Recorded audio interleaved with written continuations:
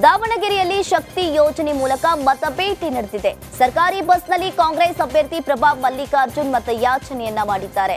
Bus ನಿಲ್ದಾಣದಲ್ಲಿ college ವಿದ್ಯಾರ್ಥಿಗಳ ಜೊತೆ ಮಾತುಕತೆಯನ್ನ ನಡೆಸಿದ ಪ್ರಭಾ ಮಲ್ಲಿಕಾರ್ಜುನ್ ಸರ್ಕಾರದ ಪಂಚ ಯೋಜನೆಗಳ ಬಗ್ಗೆ ಮಾಹಿತಿಯನ್ನ ನೀಡಿ ಮತ ಪ್ರಚಾರವನ್ನ ನಡೆಸಿದ್ರು. ರಾಮನಗರಕ್ಕೆ ಡಿಕೆ ಶಿವಕುಮಾರ್ ಕೊಡುಗೆ ಏನು ಎಂಬ ಎಚ್ಡಿಕೆ ಹೇಳಿಕೆಗೆ ಡಿಸಿಎಂ ಡಿಕೆ ಶಿವಕುಮಾರ್ ಪಂಥಾಹ್ವಾನವನ್ನ ಕೊಟ್ಟಿದ್ದಾರೆ. ಈ ಬಗ್ಗೆ ಪ್ರತಿಕ್ರಿಯೆಯನ್ನ ಕೊಟ್ಟಿರುವ ಅವರು ಒಂದೆರಡು ದಿನ ಸಮಯವನ್ನ ಕೊಡಿ, ಆ ಬಳಿಕ ಸಮಯ ಫಿಕ್ಸ್ ಮಾಡಿ ಎಂದಿದ್ದಾರೆ. ಈ ಬಗ್ಗೆ ಬಹಿರಂಗವಾಗಿಯೇ ಚರ್ಚೆಗೆ ಸಿದ್ಧವಿರುವುದಾಗಿ ಹೇಳಿದ್ದಾರೆ. ಬೇಕಾದ್ರೂ ಫಿಕ್ಸ್ ಮಾಡಿ, ಯಾವಾಗ ಫಿಕ್ಸ್ ಮಾಡ್ತೀರಾ ಹೇಳಿ, ಒಂದು ದಿನ ಟೈಮ್ ಕೊಡಿ ಅಷ್ಟೇ. ಒಂದಿನ ಎರಡು ದಿನ ಟೈಮ್ ಕೊಡಿ, ನನ್ನ ಪ್ರೋಗ್ರಾಮ್ ನೀವೇ ಫಿಕ್ಸ್ ಮಾಡಿ, ನಾನು ಬರಕ್ಕೆ ರೆಡಿ ಇದ್ದೀನಿ. ನಾನು ರೆಡಿ. ಯಾವಾಗ ನೀವು ಟೈಮ್, ನೀವು ಪ್ರೆಸ್ ಅವರು ಯಾವಾಗ ಫಿಕ್ಸ್ ಮಾಡ್ತೀರಾ, ಯಾವ ಇಲ್ಲ ಟಿವಿ ಎಲ್ಲಾರು ಫಿಕ್ಸ್ ಮಾಡಿ, ನಿಮ್ಗೆ ಯಾವ್ದು ಬೇಕು ಟಿವಿ ಎಲ್ಲಾರು ಫಿಕ್ಸ್ ಮಾಡಿ, ಇಲ್ಲ ಬಹಿರಂಗ ವೇದಿಕೆ ಯಾರು ಫಿಕ್ಸ್ ಮಾಡಿ, ನಾನು ರೆಡಿ ಇದ್ದೀನಿ. ಎಲ್ಲಿಗೆ ಬೇಕಾದ್ರೂ ಫಿಕ್ಸ್ ಮಾಡಿ. ಕಾಂಗ್ರೆಸ್ನವರ ದುಡ್ಡಿನ ಮತ ಇಳಿಸಲು ಡಾಕ್ಟರ್ ಮಂಜುನಾಥ್ ಅವರನ್ನ ಕಣಕ್ಕಿಳಿಸಲಾಗಿದೆ ಎಂದು ಮಾಜಿ ಸಿಎಂ ಕುಮಾರಸ್ವಾಮಿ ಹೇಳಿದ್ದಾರೆ. ಚನ್ನಪಟ್ಟಣದಲ್ಲಿ ಮಾತನಾಡಿದ ಅವರು, ದುಡ್ಡು ಕೊಟ್ಟು ನಮ್ಮ ಪಕ್ಷದವರನ್ನ ಸೆಳೆದುಕೊಂಡಿದ್ದಾರೆ. ನಗರಸಭೆ ಸದಸ್ಯರನ್ನ ಸೇರಿಸಿಕೊಂಡ ತಕ್ಷಣ ಮತ ಪರಿವರ್ತನೆ ಆಗುತ್ತೆ ಎಂಬ ಲೆಕ್ಕಾಚಾರ ಅವರಿಗೆ ಹಣ ಕೊಟ್ಟು ಕಾಲಿಗೆ ಬೀಳ್ತಿದ್ದಾರೆ. ಇಂತಹ ದರಿದ್ರ ಬಂದಿದೆ ಅವರಿಗೆ ಅಂತ ಕಾಂಗ್ರೆಸ್ ವಿರುದ್ಧ ವಾಗ್ದಾಳಿಯನ್ನ ನಡೆಸಿದ್ರು. ಯಾವ ಕಾಸ್ಟ್ ಅದಕ್ಕೆ ಮಾಡಿದ್ದಾರೆ, ಯಾರ ಮೇಲೆ ಬೆಲೆ ಹಣದ ಒಂದು ಹೊರೆ ಹೊರಿಸಿದ್ದಾರೆ. ಇಲ್ಲಿ ಫ್ರೀ ಬೀಸ್ ಅಂತ ಹೇಳಿ ಕಳೆದ ಚುನಾವಣೆಯಲ್ಲಿ 5 ಗ್ಯಾರಂಟಿ ಪ್ರತಿದಿನ ಅಡ್ವರ್ಟೈಸ್ಮೆಂಟನ್ನು ಕೊಡ್ತಾರೆ. 52,000 ಕೋಟಿ ನಾವು ಫ್ರೀ ಬೀಸಿಗೆ ಕೊಡ್ತಾಯಿದ್ದೀವಿ ಅಂತ ಹೇಳ್ತಾರೆ. 5 ಗ್ಯಾರಂಟಿಗೆ ಸಾಲ ಎಷ್ಟು ಮಾಡಿದ್ದೀರಿ? 1,05,000 ಕೋಟಿ ಸಾಲ ಮಾಡಿದ್ದೀರಿ. 1,05,000 ಕೋಟಿ ಸಾಲ ಮಾಡಿ ಇಲ್ಲಿ 52,000 ಕೋಟಿ ಇಲ್ಲಿ ಕೊಟ್ಟಿದ್ದೀವಿ ಅಂತೇಳಿ ಆ 52,000 ಕೋಟಿ ಏನು ತಗೋತಾವ್ರಲ್ಲ ಜನ, 2,000 ರೂಪಾಯಿ ಗೃಹಲಕ್ಷ್ಮಿ ಇವೆಲ್ಲ ಕೊಡ್ತಾವ್ರಲ್ಲ, ಅದೇ ಜನವೇ ಮತ್ತೆ ಸಾಲ ತೀರಿಸ್ಬೇಕಲ್ಲ. ಇವತ್ತು ಇರ್ತಾರೆ ಸಿದ್ದರಾಮಯ್ಯ ಇರ್ತಾರೆ, ಇವತ್ತು ಕಾಂಗ್ರೆಸ್ ಇರ್ತದೆ ಹೋಗ್ತದೆ. ಮುಂದೆ ಬರೋ ಸರ್ಕಾರಗಳ ಸಾಲ ತೀರಿಸಲಿಕ್ಕೆ ಜನಗಳ ಮೇಲೆ ಹೊರೆ ಹೊರಿಸ್ಬೇಕಲ್ಲ. ಬೆಂಗಳೂರು ಗ್ರಾಮಾಂತರ ಕ್ಷೇತ್ರದಲ್ಲಿ ಗೆಲುವಿನ ವಿಶ್ವಾಸವನ್ನ ಹೊಂದಿರುವ ಬಿಜೆಪಿ ಅಭ್ಯರ್ಥಿ ಡಾಕ್ಟರ್ ಮಂಜುನಾಥ್ ಯಾವ ರೀತಿಯಾಗಿ ಪ್ರಚಾರವನ್ನ ನಡೆಸಬೇಕೆಂದು ಚರ್ಚೆಯನ್ನ ನಡೆಸಿದ್ದೇವೆ ಅಂತ ಹೇಳಿದ್ದಾರೆ.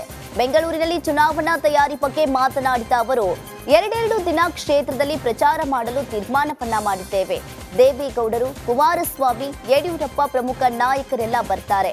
ಡಾಕ್ಟರ್ ಮಂಜುನಾಥ್ ಅವರಿಗೆ ಮತ ಹಾಕಬೇಕೆಂದು ಜನರ ಹೃದಯ ಮಿಡಿಯುತ್ತಿದೆ ಅಂತ ಹೇಳಿದ್ರು. 8 ಕ್ಷೇತ್ರಗಳಿದೆ, 5 ರೂರಲ್ ಕ್ಷೇತ್ರ ಇದೆ, ಒಟ್ಟು 8 ವಿಧಾನಸಭಾ ಕ್ಷೇತ್ರ ಇದೆ ಈ ಲೋಕಸಭಾ ಕ್ಷೇತ್ರದ ವ್ಯಾಪ್ತಿಯಲ್ಲಿ. ಸೊ ಅದಕ್ಕೆ ನಮ್ಮ ಪ್ರವಾಸದ ಇದು ಒಂದು ಪ್ರೋಗ್ರಾಮನ್ನು ಇವತ್ತು ಫಿಕ್ಸ್ ಮಾಡಿದ್ದೀವಿ. ಅಂದರೆ ಒಂದೊಂದು ಕ್ಷೇತ್ರಕ್ಕೆ 2 ದಿವಸ ಅಂತ ಫಿಕ್ಸ್ ಮಾಡಿದ್ದೇವೆ. ಸೊ ಯಾಕೆಂದರೆ ಇವಾಗ ಕಾರ್ಯಕರ್ತರ ಮಟ್ಟದಲ್ಲಿ ಈಗ ಆಲ್ರೆಡಿ ನಾವು ಸಭೆಗಳನ್ನು ಮಾಡಿದ್ದೇವೆ. ಕಾರ್ಯಕರ್ತರ ಮಟ್ಟದಲ್ಲಿ JDS BJP ಕಾರ್ಯಕರ್ತರು ಒಟ್ಟಾಗಿ ಸಭೆ ಮಾಡಿ ಒಗ್ಗಟ್ಟಾಗಿ ಎಲ್ಲ ಕೆಲಸ ಮಾಡ್ತಾ ಇದ್ದಾರೆ. ಇವಾಗ ನಾವು ಬೂತ್ ಲೆವೆಲ್ಲು, ಬೂತ್ ಮಟ್ಟದಲ್ಲಿ ಪ್ರಚಾರ ಮಾಡುವ ದೃಷ್ಟಿಯಿಂದ ನಾವು ಇವತ್ತು ಎಲ್ಲ ಯಾವ ಕ್ಷೇತ್ರಕ್ಕೆ ಯಾವ ದಿನ ಅಂತ ನಿಗದಿ ಮಾಡಿದ್ದೇವೆ. ಯಾಕಂದರೆ 8 ಕ್ಷೇತ್ರಗಳಿದೆ, 5 ಲೋಕಸಭೆಗೆ ಚುನಾವಣೆಗೆ ಕೌಂಟ್ ಡೌನ್ ಹೊತ್ತಲ್ಲೇ ಸಚಿವ ರಾಜಣ್ಣ ವಿವಾದಾತ್ಮಕ ಹೇಳಿಕೆಯನ್ನ ನೀಡಿ ಸುದ್ದಿಯಾಗಿದ್ದಾರೆ. ಮಾಜಿ ಪ್ರಧಾನಿ HD ದೇವೇಗೌಡರ ಬಗ್ಗೆ ವಿವಾದಾತ್ಮಕ ಹೇಳಿಕೆಯನ್ನ ನೀಡಿದ್ದಾರೆ. ಬಿಜೆಪಿ JDS ಮೈತ್ರಿ ವಿಚಾರದ ಬಗ್ಗೆ ಮಾತನಾಡಿರುವ ರಾಜಣ್ಣ, HDD ಅಪವಿತ್ರ ಮೈತ್ರಿ ಮಾಡಿಕೊಂಡಿದ್ದಾರೆ. ಸಾಯುವ ಕಾಲದಲ್ಲಿ ಇಂತಹ ರಾಜಕೀಯ ಬೇಕಿರಲಿಲ್ಲ, ಅಧಿಕಾರಕ್ಕಾಗಿ ಯಾವ ಮಟ್ಟಕ್ಕಾದ್ರೂ ಹೋಗ್ತಾರೆ ಅಂತ ಹೇಳಿದ್ದಾರೆ. ಇವತ್ತು ಇಬ್ಬರು ಜೊತೆಯಾಗಿ ಕಾಂಗ್ರೆಸ್ ಅನ್ನ ಸೋಲಿಸ್ತಕ್ಕಂಥ ಅಪವಿತ್ರ ಮೈತ್ರಿ ಏನಿದೆ, ಈ ಮೈತ್ರಿಗೆ ನಾವು ಬುದ್ಧಿಯನ್ನ ಕಲಿಸ್ಬೇಕು. ಮಗ ಒಂದ್ ಕಡೆ, ಮೊಮ್ಮಗ ಒಂದ್ ಕಡೆ, ಅಳಿಯ ಒಂದ್ ಕಡೆ. ಇದು ನೋಡಿ ವಿಪರ್ಯಾಸ ಹೇಗಿದೆ ಅಂದ್ರೆ, ಅಳಿಯನಿಗೆ ಜನತಾ ದಳದ ಚಿಹ್ನೆ ಕೊಟ್ಟಿಲ್ಲ, ಅವರು ಕೊಡಿಸಿಲ್ಲ. ಅವ್ರಿಗೆ BJP ಚಿಹ್ನೆ, ಅಳಿಯನಿಗೆ ಮನೆಯಲ್ಲಿ ಅಳಿಯನಿಗೆ BJP ಚಿಹ್ನೆ, ಇವರು ಮಗನಿಗೆ ಮೊಮ್ಮಗನಿಗೆ ಜನತಾ ದಳದ ಚಿಹ್ನೆ. ಅಂದರೆ ಇದನ್ನು ನಾನು ಹೇಳ್ತಕ್ಕಂಥದ್ದು ಯಾಕೆಂದರೆ ಅಧಿಕಾರಕ್ಕೋಸ್ಕರ ಯಾವ ಮಟ್ಟಕ್ಕೆ ಬೇಕಾದ್ರೂ ಹೋಗ್ತಾರೆ, ಏನು ಬೇಕಾದರೂ ಮಾಡ್ತಾರೆ ಅನ್ನೋದಕ್ಕೆ ಈ ಒಂದು ಉದಾಹರಣೆಯನ್ನು ನಿಮ್ಮ ಮುಂದೆ ನಾನು ಹೇಳಲಿಕ್ಕೆ ಬಯಸಿ. ನನ್ನ ನಡೆ ಸ್ವಾಭಿಮಾನದ ಕಡೆ ಎಂಬ ವೀಣಾ ಕಾಶಪ್ಪನವರ ಫೇಸ್ಬುಕ್ ಪೋಸ್ಟ್ ಬಗ್ಗೆ ಕಾಂಗ್ರೆಸ್ ಅಭ್ಯರ್ಥಿ ಸಂಯುಕ್ತಾ ಪಾಟೀಲ್ ಪ್ರತಿಕ್ರಿಯೆಯನ್ನ ನೀಡಿದ್ದಾರೆ. ಬಾಗಲಕೋಟೆಯಲ್ಲಿ ಮಾತನಾಡಿದ ಅವರು, ನಾನು ಆ ಪೋಸ್ಟ್ ಏನು ಅಂತ ನೋಡಿಲ್ಲ. ವೀಣಾ ಅಕ್ಕ ಕಾಂಗ್ರೆಸ್ ಪಕ್ಷದ ಒಂದು ಭಾಗ. ನಾವೆಲ್ಲರೂ ಒಗ್ಗಟ್ಟಿನಿಂದ ಚುನಾವಣೆ ಮಾಡ್ತೀನಿ ಅಂತ ಹೇಳಿದ್ರು. ಸೊ ಮೊದಲನೇದಾಗಿ ಸರ್, ನಾನು ಆ ಸ್ಟೇಟ್ಮೆಂಟನ್ನು ನೋಡಿಲ್ಲ. ಸೊ ಅದ್ರ ಬಗ್ಗೆ ನಾನು ಕಮೆಂಟ್ ಮಾಡೋಕ್ಕಾಗಲ್ಲ.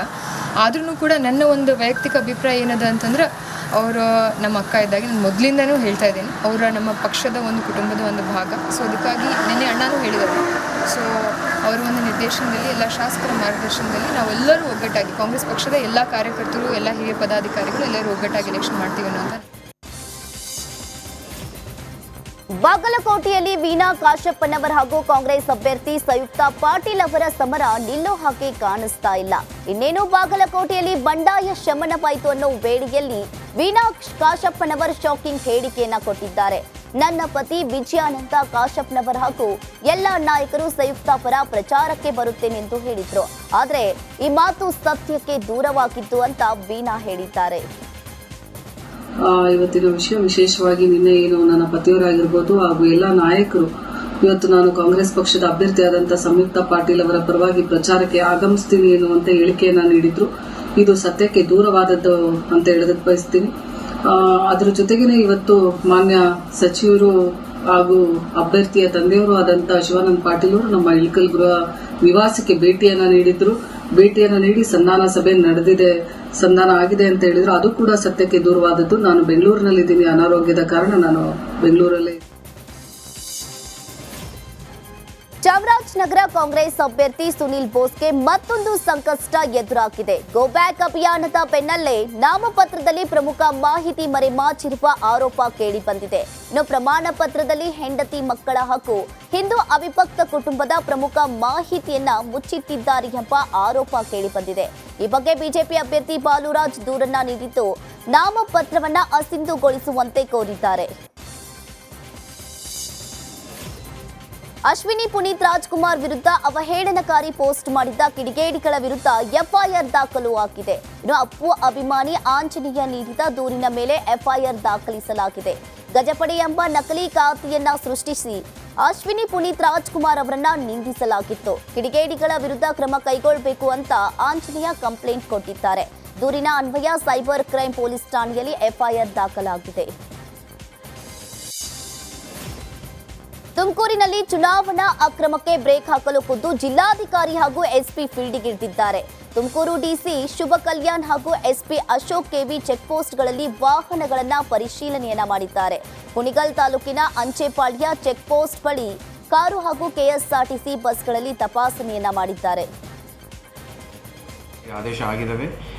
ಈ ವರ್ಷ ಬರ್ತಾ ಇರುವ ಸಾರ್ವತ್ರಿಕ ಲೋಕಸಭಾ ಚುನಾವಣೆಗೆ ತಯಾರಿಸುವ ಸಂದರ್ಭದಲ್ಲಿ ನಮ್ಮ ತುಮಕೂರು ಜಿಲ್ಲೆಯಲ್ಲಿ ಒಟ್ಟು 19 ಗಡೀಪಾರು ಆದೇಶಗಳು ಬಂದಿದ್ದಾವೆ. ಸೊ ಟೋಟಲ್ ನಮ್ಮ ಡಿಸ್ಟ್ರಿಕ್ಟ್ ಪೊಲೀಸ್ ಕಡೆಯಿಂದ 55 ಪ್ರಪೋಸಲ್ಸ್ ಕಳಿಸಿದ್ದೀವಿ. ಈ 55 ಪ್ರಪೋಸಲ್ಸ್ನಲ್ಲಿ 19 ಆಲ್ರೆಡಿ ಆದೇಶ ಆಗಿದ್ದಾವೆ. ಮಿಕ್ಕಿದವು ಪ್ರಪೋಸಲಲ್ಲಿ ಇದ್ದಾವೆ. ಇನ್ನು ಮುಂದಿನ ಕಾಲದಲ್ಲಿ ಇನ್ನೂ ಕೆಲವು ಗಡೀಪಾರು ಆಗ್ತವೆ. ಸೊ ಈ ಎಲ್ಲ ಟ್ರಬಲ್ ಮೇಕರ್ಸ್, ಈ ಹಳೆ ಕ್ರಿಮಿನಲ್ ಹಿಸ್ಟ್ರಿ ಇರುವವರು, ಈ ಚುನಾವಣೆ ಸಂದರ್ಭದಲ್ಲಿ ಅವರು ಇರುವ ಕ್ಷೇತ್ರದಲ್ಲೇ ಭಯಭೀತಿ ಮಾಡುವಂಥವರು ಅವ್ರನ್ನು ನಾವು ಹೊರಗಡೆ ಕಳಿಸ್ತಾ ಇದ್ದೀವಿ. ಹೊರಗಡೆ ಕ್ಷೇತ್ರದಲ್ಲಿ ನಮ್ಮ ಪೊಲೀಸರೇ ಹೋಗಿ ಅವ್ರನ್ನು ಹೊರಗಡೆ ಕ್ಷೇತ್ರದಲ್ಲಿ ಲೋಕಲ್ ಪೊಲೀಸ್ ಸ್ಟೇಷನ್ಗೆ ರಿಪೋರ್ಟ್ ಮಾಡಿಸಿ ಅವ್ರಿಗೆ ಸ್ಥಿತಿಗತಿಗಳನ್ನು ತಿಳ್ಕೊಂಡು ಬರ್ತಾರೆ. ಅವರು ಯಾವ ಕಾರಣಕ್ಕೂ ಅವರು ಕಂಡೀಷನ್ಸ್ನ ವೈಲೇಟ್ ಮಾಡಿ ಮತ್ತೆ ಡಿಸ್ಟ್ರಿಕ್ಟ್ ಬರಬಾರದು, ಕ್ಷೇತ್ರಕ್ಕೆ ಬರಬಾರದು. ಒಂದು ವೇಳೆ ಆ ಥರ ಬಂದಿದ್ದರೆ ಅವ್ರ ಮೇಲೆ ಕಾನೂನು ಕ್ರಮ ತಗೊಳ್ತೀವಿ. ಆ್ಯಂಡ್ ಈ ಬರ್ತಾ ಇರೋ ಚುನಾವಣೆ